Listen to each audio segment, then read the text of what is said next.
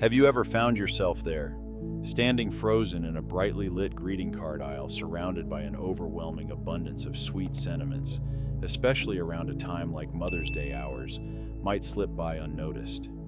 You pick up card after card, scanning the golden inscriptions. "Thank you, Mom, for your unconditional love.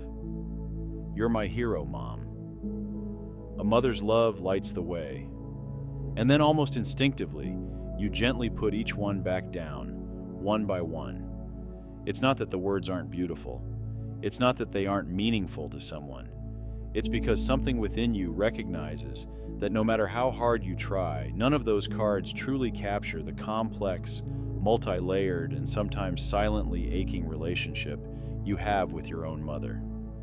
In that very moment, a confusing, unnamed unease settles in. It's not loud or dramatic, just a profoundly private sense of disconnection. Then comes a quiet shame, a feeling that you might be the only one holding this unspoken secret. It seems everyone else has a gentle mother, a perfectly portrayed mother-child bond from a storybook, and you're not even sure you've ever truly felt that, at least not in the way society defines it. And then the nagging questions begin to echo in your mind. Is there something wrong with me? Or did I do something wrong to make things feel so distant, so cold, or so filled with unspoken resentment? A heavy sensation as if you're carrying an invisible burden that you can't share with anyone. If you've ever experienced these feelings, I want you to know something crucial. You are not alone. You are far from it. In fact, many adults carry an invisible wound, often referred to by a quiet, yet profoundly impactful name, the mother wound. When we talk about the mother wound, please don't immediately assume it must involve physical abuse, harsh verbal assaults, or outright abandonment. While those are certainly forms of it, the mother wound is often much more subtle and harder to pinpoint. Sometimes it's simply the feeling of being overlooked or forgotten, even when you were right there in your own home. It's those evenings when you long to run for comfort, for a soothing hug, but your mother's eyes were too tired, too busy, or too distant to truly see you, to notice the sadness or loneliness within you. It's when you learn to swallow your tears, to navigate fears and disappointments on your own, because you knew that no matter how loudly you cried, no matter how much pain you expressed, you wouldn't receive the gentle comfort or appropriate solace.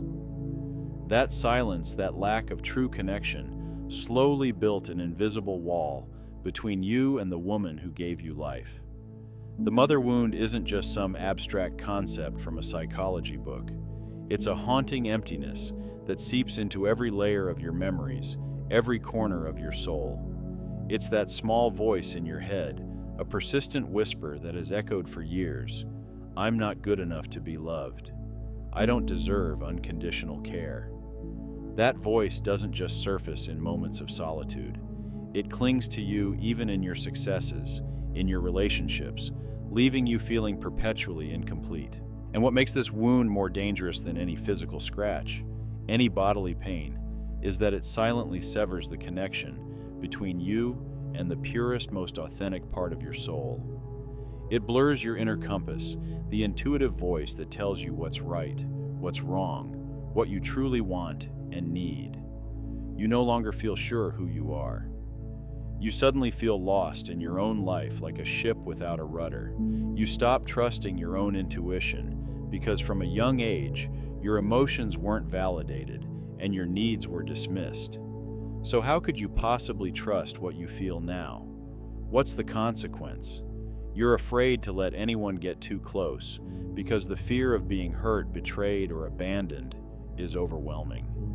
But paradoxically, you're also afraid to leave, afraid to step out of unhealthy relationships or situations because the fear of loneliness has taken root so deeply for so long within your soul.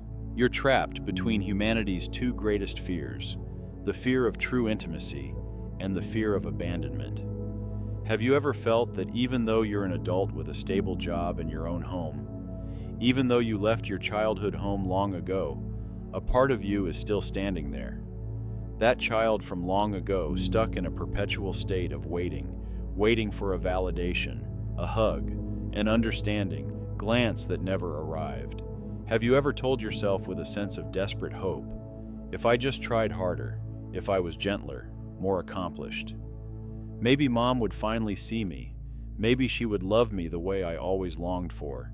And while those whispers might seem innocent, they subtly shape every choice you make, every relationship you enter into later in life. There's an important truth that very few people dare to speak openly. The mother wound doesn't just cause you heartache on sleepless nights. It erodes your self-confidence daily, little by little, and strips away your ability to trust yourself to believe in your own inherent worth. And from there, it impacts every relationship you have. Friendships, romantic partnerships, professional connections. All bear the imprint of the fear of rejection, the fear of not being good enough, the fear of abandonment. In friendships, you might be the person who constantly gives without daring to receive, fearing that if you're not useful, your friends will leave. In romantic relationships, you might unconsciously seek out controlling partners or those who are unavailable for true commitment because the familiarity of emotional scarcity from childhood feels normal. You might even push away people who genuinely love you because you don't trust that you deserve authentic affection. In your career, you might constantly overwork yourself to prove your value, or conversely be afraid to voice your opinions, hesitant to propose new ideas for fear of being judged or rejected. It's a relentless cycle, a familiar script that you unconsciously replay throughout your life. The great psychologist Carl Jung once said something profound. Until you make the unconscious conscious, it will direct your life, and you will call it fate. The mother wound is precisely one of those unconscious things. It lies deep within your subconscious, dictating your behaviors, emotions, and choices without you even realizing it. If you don't face it head on, if you don't name it, it will continue to repeat itself. Through the partners you choose, through the relationships you find yourself trapped in, and even in how you treat yourself. You'll keep believing it's destiny, when in reality, it's a wound crying out to be seen and healed. In this video, I will share with you 6 very common signs of the mother wound, so you can begin to identify and name what you've carried for far too long, perhaps even your entire life. You might recognize yourself in every single sign. You might feel a sharp pang of pain, a deep sense of self-compassion. But please remember, recognition is not about blame. It's about beginning the journey of healing. It is the first and most crucial step to breaking the cycle, to finding peace and wholeness within your soul. If you feel this topic touches a deep corner of your heart, if these emotions resonate with you, I invite you to stay with me for this video. You deserve to be understood, to be empathized with, and most importantly, you deserve to heal.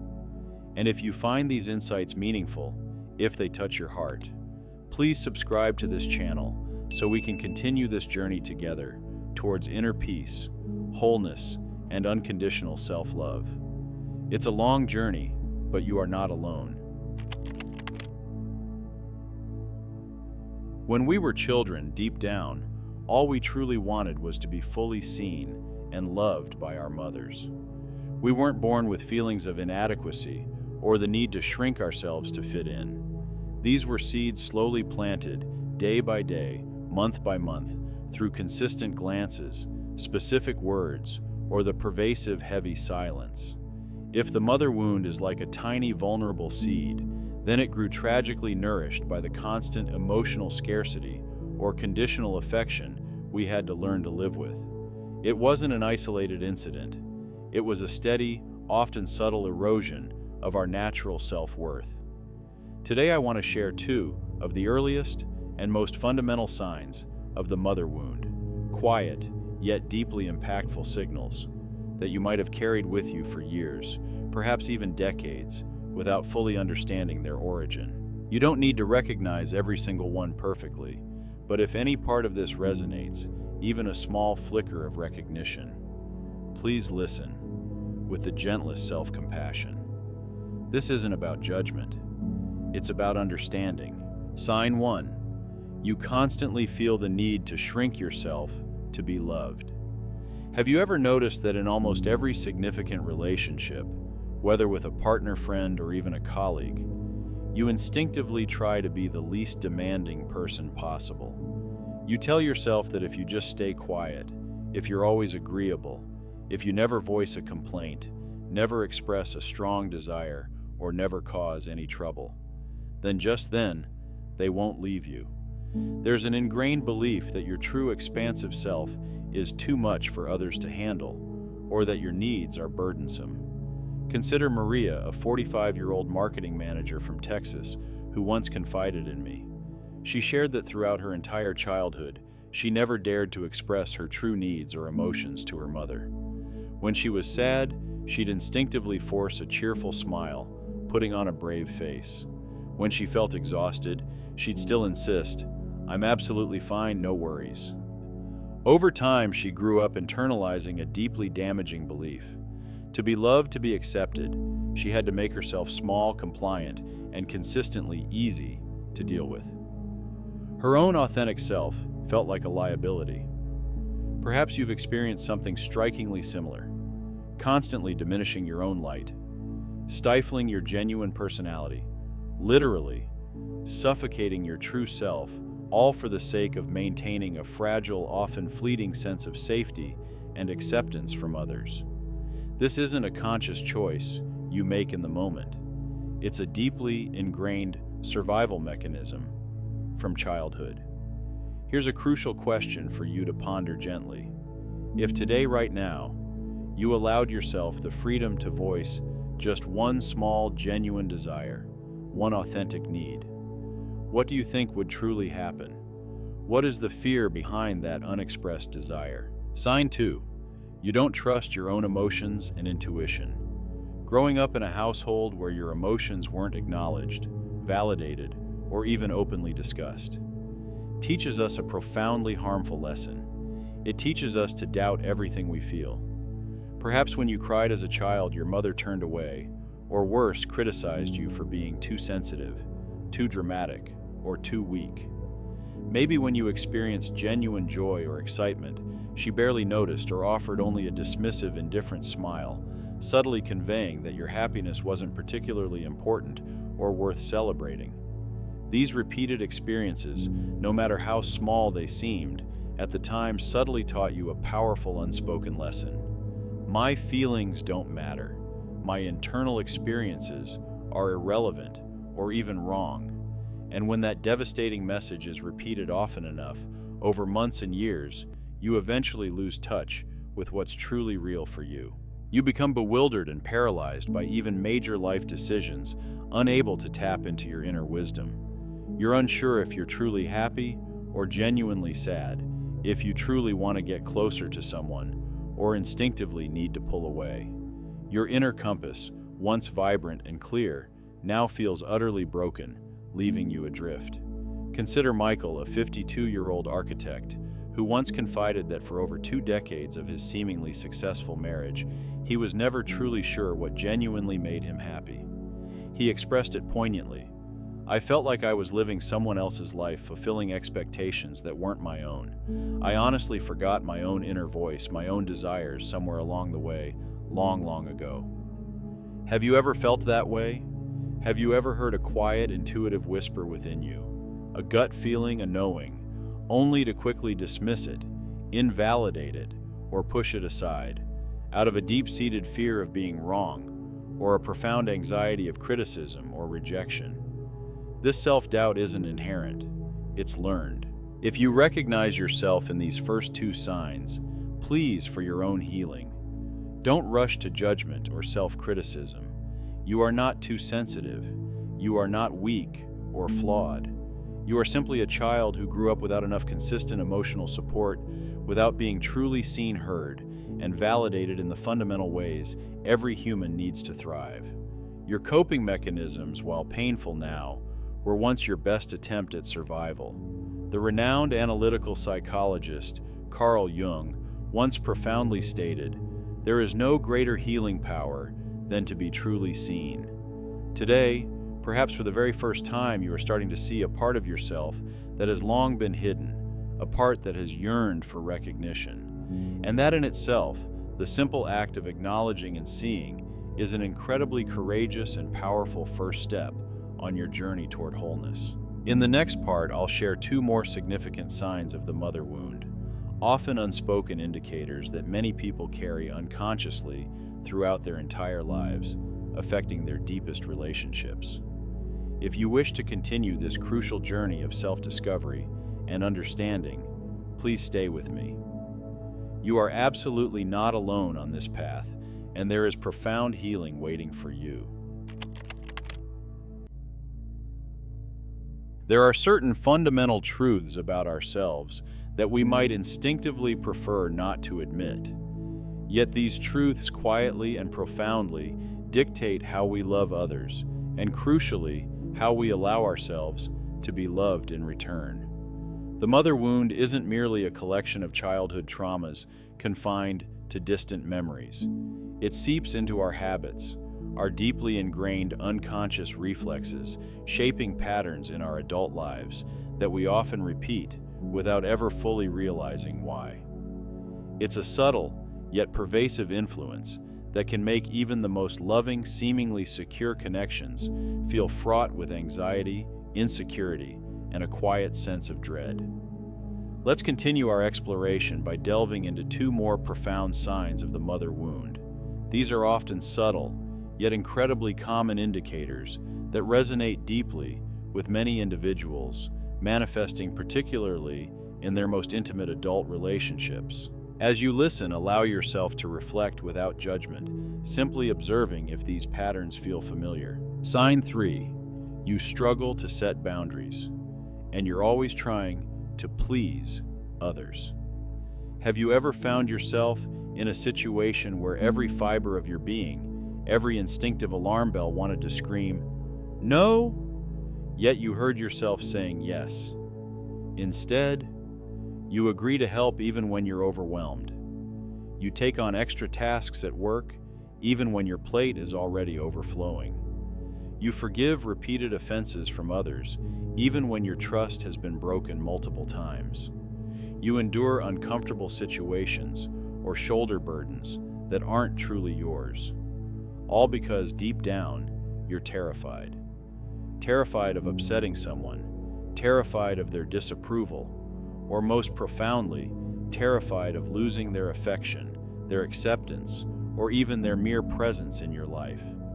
There's a primal, often unspoken fear that if you assert yourself, if you say no, or if you simply prioritize your own needs, you will inevitably be abandoned or rejected. In your childhood, you might have learned either consciously through direct instruction or unconsciously through repeated experiences that being agreeable, being easy to deal with, or being a good girl or good boy was the only reliable way to secure even a tiny bit of love, attention, or a sense of safety. Your own genuine needs, your desires, and your limits were implicitly or explicitly communicated as secondary or even utterly invisible. You learned that your worth was tied to your compliance. Consider Sarah, a 38-year-old marketing executive from Boston, a woman who seemingly had it all together. She recently shared with me a painful truth. She constantly took on extra projects and responsibilities for her colleagues, often staying late because she simply couldn't bring herself to say no. Even when she returned home utterly exhausted and drained, instead of resting, she'd internally criticize herself, thinking, "I'm being so selfish for even feeling tired. I should be able to do more. I'm not doing enough." This pervasive self-reproach, this feeling that her own needs were selfish, is a hallmark of this deeply ingrained wound. If you find yourself relating to this pattern, this constant people-pleasing and boundary-eroding behavior, please take a moment to gently ask yourself, when did others' needs, desires, and comfort become consistently, almost automatically more important than your own well-being, your own energy, and your own necessary boundaries? Where did you learn that your needs were negotiable but theirs were paramount and non-negotiable? This isn't a flaw, it's a learned survival strategy. Sign 4. You don't believe others truly love you. This sign can be particularly heartbreaking. Even when someone treats you with genuine kindness, unwavering patience, sincere affection, and consistent effort, you often find yourself filled with an unsettling suspicion. A heartfelt compliment makes you deeply uncomfortable, almost embarrassed, as if you don't deserve it. A thoughtful gesture or an act of profound care leaves you questioning their hidden motives, searching for the catch. You think, they're probably just being polite. This can't be real or lasting. They'll eventually see the real me, the flawed me, and leave soon enough. There's a constant internal vigilance, a bracing for impact, waiting for the other shoe to drop, convinced that any moment this fragile connection will break. David, 43, a seemingly confident and successful small business owner, once confided this painful, vulnerable truth to me. I've never truly deeply believed that anyone genuinely cared for me or loved me for who I am. The question always lurking in the back of my mind, like a persistent nagging shadow, is, why would they even bother with me? What do they want? What's in it for them? It's an utterly exhausting way to live and love. This internal narrative prevents him from fully receiving love. This profound distrust isn't your fault. This particular wound is a direct and tragic consequence. When consistent love validation or emotional presence didn't arrive in the way you needed it most during your formative years, when you were at your most vulnerable and dependent, a child's natural innate sense of trust can be profoundly fractured. As you grew up, you subconsciously began to brace yourself for people to eventually walk away, to disappoint you, or to reveal their true, less caring intentions. And because of that deep-seated expectation, you could never fully relax, never truly let your guard down, and never fully enjoy the safety and security of true unconditional connection. You remain in a perpetual state of emotional self-preservation, always prepared for the worst. If you see yourself reflected in these two signs, please know with every fiber of your being that you are not too suspicious, too guarded, or inherently difficult. You are simply and understandably protecting a heart that was profoundly wounded too early, a heart that learned to brace for impact and withdrawal rather than to open fully and receive. Your skepticism, while painful in adult relationships, was once a necessary and vital shield for your vulnerable young self. The renowned analytical psychologist Carl Jung, whose wisdom often illuminates our unconscious depths, once profoundly stated, "Until you make the unconscious conscious, it will direct your life, and you will call it fate." Recognizing these patterns isn't about self-blame. It's about beginning to be profoundly gentle and compassionate with yourself. It's about acknowledging the deep-seated fears and survival mechanisms that have driven your choices and shaped your relationships. This newfound awareness, this brave act of seeing, is the absolutely crucial first step towards choosing a different path, a path of greater freedom, trust, and authentic connection. We've covered some significant ground, but there's more to understand. Up next, we'll explore two final and often most insidious signs of the mother wound, silent manifestations that many people have carried for decades without ever naming or truly understanding them, yet they impact the very core of their self-worth. If you find these insights meaningful, if they've resonated with your own experience, I genuinely hope you'll consider sharing this video with a friend or family member. Who knows, they might also desperately need a reminder that they are not alone in their struggles. And if you haven't subscribed to the channel yet, I warmly invite you to join us as we continue to explore these profound topics and embark on a shared journey of healing and self-discovery. There's so much more to uncover about living a life free from the echoes of the past. There are some signs of the mother wound that aren't loud or easily recognizable. Instead, they are deeply rooted, almost invisible, yet profoundly impactful. These are the old stories you've heard repeated in your mind over and over, until you started to believe they were the undeniable truth about who you are.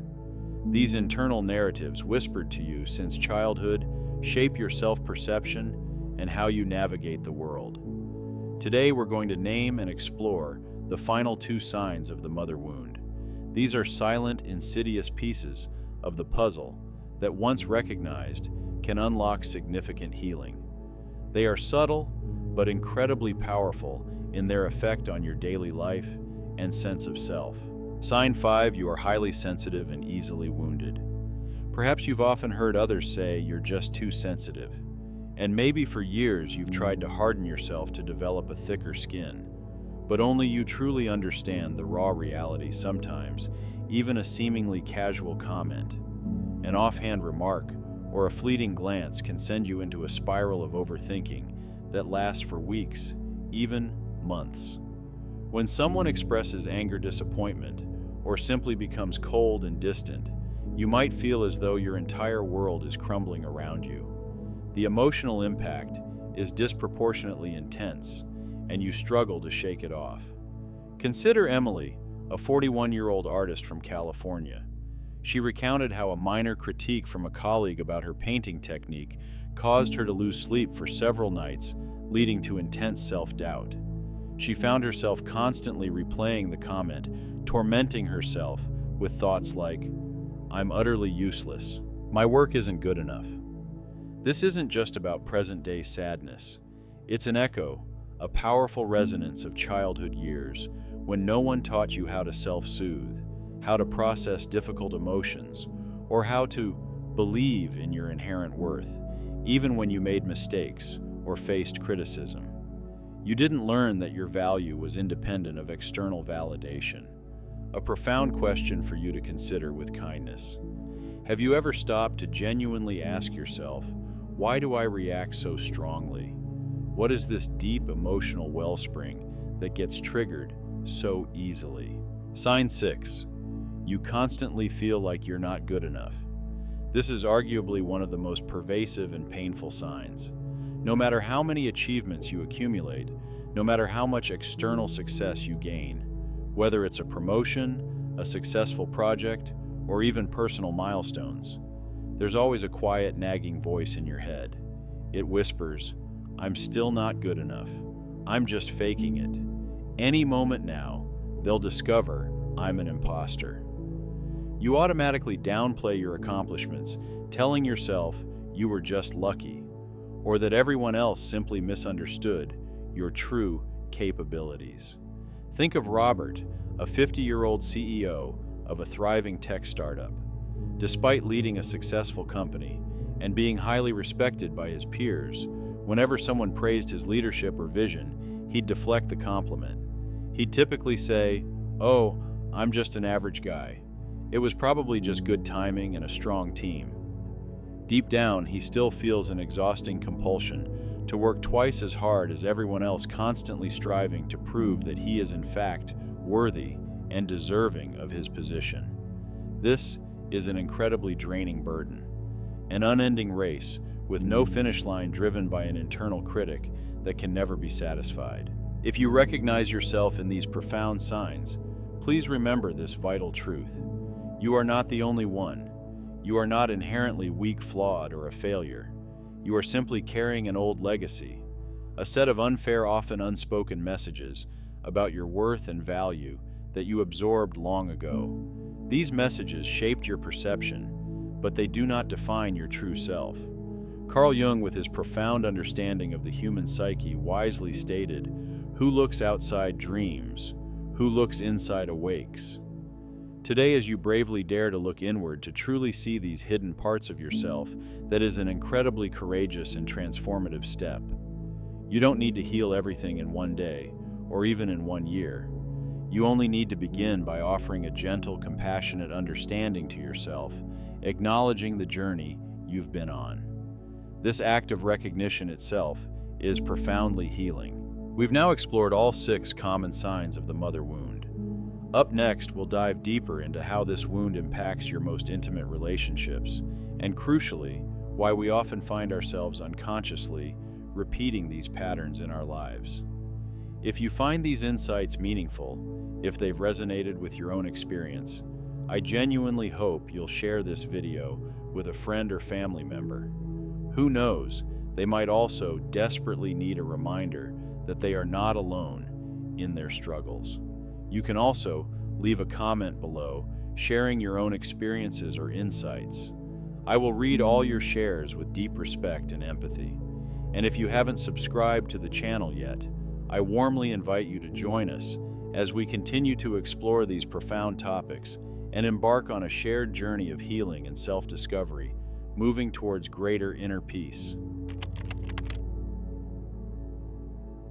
There's a quiet yet profoundly significant truth that many of us carry without ever truly grasping its weight. The mother wound doesn't remain confined to the distant echoes of childhood memories. Instead, it subtly yet powerfully follows us into every intimate relationship we form, whether with our romantic partners, our closest friends, or even our colleagues. It's like an unseen shadow constantly influencing how we perceive connection, how we give and receive love, and how we unconsciously protect ourselves from potential hurt. Many of us grow up with an unspoken belief that we have to do something special, be something extra, or earn love to truly deserve it. And because of this ingrained conditioning, we often enter relationships holding two parallel conflicting mindsets. On one hand, a deep yearning desire for true closeness and connection, and on the other, a profound, almost paralyzing fear of rejection, abandonment, or not being enough. This internal conflict creates a constant push-pull dynamic in our most important bonds. Have you ever noticed a recurring pattern in your romantic choices, or even in some of your friendships? Do you find yourself consistently drawn to individuals who seem emotionally distant, unclear about their intentions, or who habitually keep you at arm's length? Even if your rational mind understands that you deserve kind, consistent, and reciprocal love, your heart, conditioned by early experiences, remains strangely familiar with the feeling of having to earn or conquer affection and attention. This often happens because for many, the love or attention received from their mothers in childhood might have been scarce, inconsistent, or only appeared when certain conditions were met. When you were good, excelled in school, or stayed quiet. That deeply ingrained feeling of constantly waiting, striving, and performing to be acknowledged or loved became your emotional normal.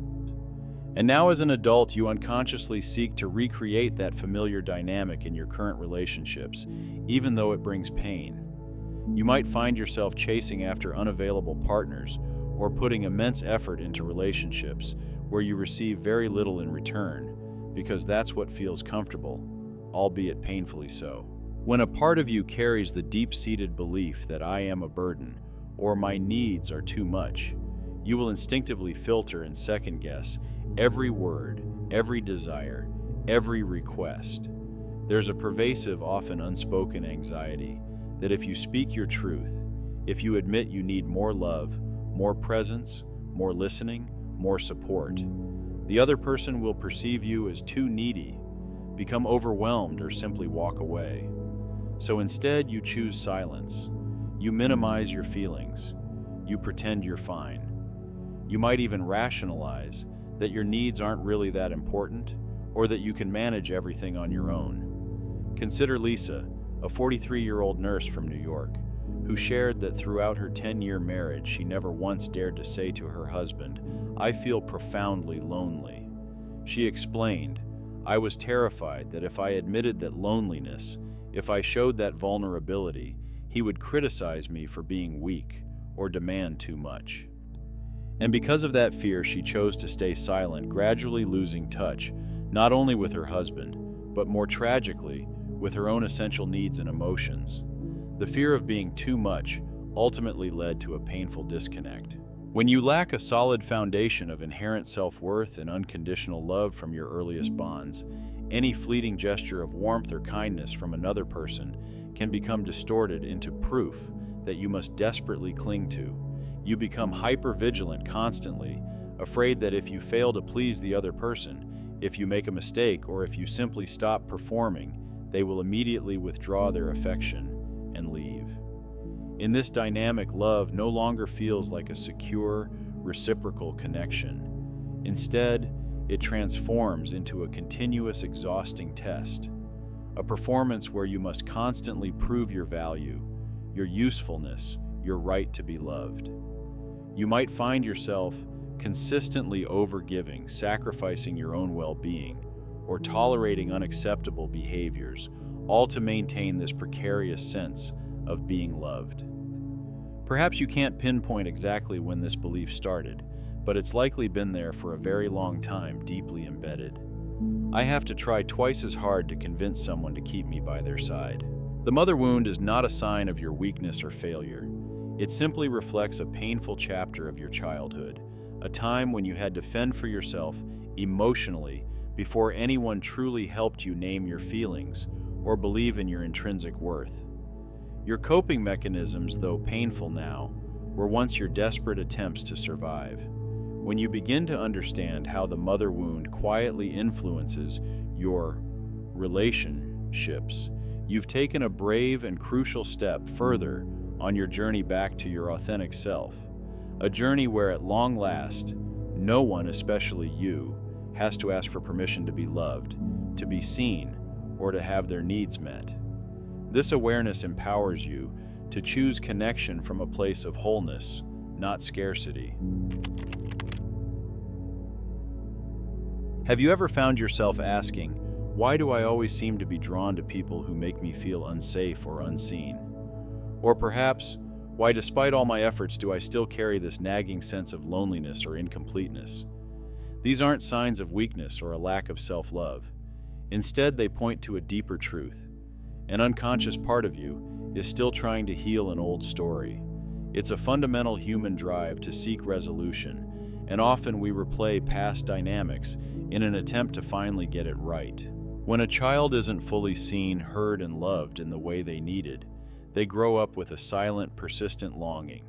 This deep-seated desire whispers, if I just try harder, if I'm better, stronger, more accomplished, then one day I will finally be loved and accepted. Even as a capable adult, a part of you still hopes someone will arrive and fill that lingering void. Because of this, you might unconsciously accept less than you deserve in relationships, simply to avoid facing the profound fear of abandonment that was etched into you long ago. You become adept at minimizing your needs, hoping that by being low maintenance, you'll secure the love you crave. When love in childhood came with conditions, you had to be good, perform well, or remain silent. You learned to equate genuine connection with a sense of underlying tension or effort. True safety and ease in a relationship can actually feel unfamiliar, even suspicious. You might unconsciously tell yourself, this feels too easy. I probably don't deserve this kind of effortless love. This deep-seated familiarity with emotional scarcity means that true unconditional love can feel strange, almost too good to be true. You might even push away healthy connections because they don't echo the familiar dynamic of striving and earning that you grew up with. There's a deep-seated fear that if you express your authentic needs, your true vulnerabilities, or your genuine feelings, others will perceive you as too much. You worry they will become overwhelmed, bored, or simply walk away. So you choose silence. You pretend to be stronger than you are. You convince yourself you're boshful. You carry burdens alone, even if it means you become utterly exhausted, all to protect the relationship. A relationship that might be starved of true intimacy, precisely because you can't be fully yourself within it. This self-sacrifice, while seemingly protective, ultimately creates distance. Many people believe that time alone or simply finding a good relationship will magically heal everything. But the mother wound doesn't simply vanish because you meet someone kind. If you don't consciously recognize and address these old patterns, you will unconsciously recreate them, even with well-meaning partners. You might test them, doubt their intentions, or even push them away, simply because the deepest part of you is terrified of being hurt again, repeating the very abandonment you fear. This isn't a conscious sabotage, it's a deeply ingrained protective mechanism. You don't need to blame yourself for these recurring cycles. They were simply the survival strategies you developed as a child. But now, as you begin to recognize them, you have an incredible opportunity to choose a different path. A path that is gentler, more honest, and ultimately more whole. The mother wound doesn't define who you are. It's just an old chapter of your story, and now you have the power to write the next chapter, one that is filled with self-awareness, authentic connection, and profound healing. The mother wound can be one of the deepest, most pervasive, and most silently carried experiences a person endures. It's not easy to talk about, and it's certainly not easy to face. But the fact that you've stayed with me, that you've courageously looked into some of your most tender and vulnerable parts, that in itself is an enormous step forward. Perhaps for many years, you've deeply believed a version of the following: I have to do something special to be worthy of love. I must become good enough, compliant enough, strong enough, or perfect enough. I need to earn love, attention, or belonging. But here is the profound, liberating truth. You do not need permission to be loved. You do not have to shrink yourself or dim your light to be worthy of kindness and belonging. You do not have to pretend you're fine or have it all together to keep someone in your life. You simply need to be seen for exactly who you are, with all the parts that were once rejected or overlooked, with the fears that have never been named, and with even your smallest, most vulnerable desires. Your worth is inherent, not earned. Carl Jung, with his profound insights into the human psyche, once beautifully wrote, "Who looks outside dreams, who looks inside awakes." You are now embarking on that very journey of awakening, a courageous return to your whole authentic self. This is a space where you don't have to play a role, where you are seen, acknowledged, and loved without condition. It's a journey back to your intrinsic value. Things might not change overnight. You might still find yourself slipping back into old, familiar patterns. But this time, something is different. You will begin to notice when it happens. And that awareness, that simple act of noticing without judgment, is the profound beginning of your freedom. It's the first step in choosing a new path. If you found these insights meaningful, if they resonated with your own experience, I sincerely hope you'll share this video with a friend or family member. Who knows, they might also be waiting for a powerful reminder that they are not alone in their silent struggles. You can also leave a comment below, sharing your own experiences, reflections, or questions. I promise to read all your shares with deep respect, empathy, and understanding. And if you wish to continue on this journey of self-discovery and healing, I warmly invite you to subscribe to this channel. Together we can explore more stories of healing and find our way back to inner peace and authentic connection.